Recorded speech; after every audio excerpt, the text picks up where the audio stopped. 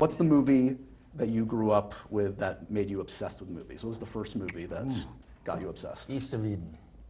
All right, James Dean. Well, the first film that I remember seeing was the black and white original King Kong with my dad downtown and bursting into tears and falling in love with movies at that point. But when I, got to become an actor, it was watching that very vulnerable James Dean in East of Eden who just blew me away. Yeah. Blew me away. The first movie I remember being my favourite movie that I watched like 50 times over was Robin Hood Men in Tights. And I was like 5, and it was kind of inappropriate of a movie for a 5-year-old to watch every day.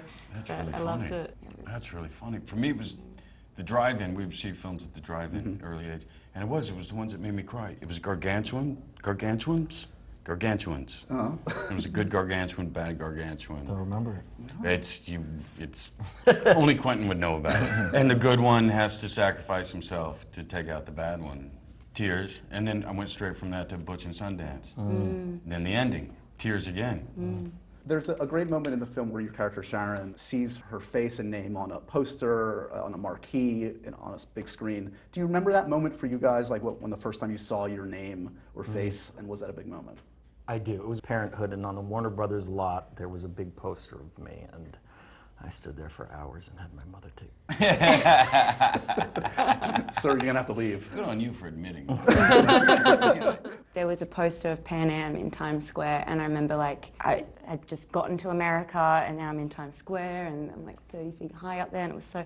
I remember asking someone to take a picture of me.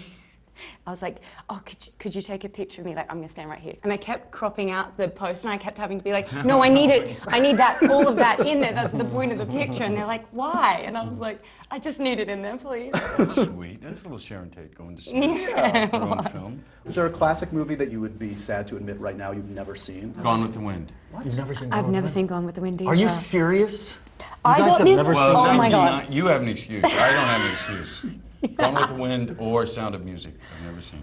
I have I never figured- seen Sound of Music. What? I figure you've seen it? I've never seen Like 1,000 times. I remember when we did Wolf of Wall Street, you would get angry at me all the time. Every time I'd mention any movie I hadn't seen, he'd be like, how have you not seen Citizen Kane? How can you work in this industry and not have seen Citizen Kane? I'm like, I just got here to this industry. Like, you've had more time to watch this stuff. And then I went home and I'd go watch Citizen Kane and watch all the movies. He's like, you have to see this, you I have to see figure this. I've gone this long.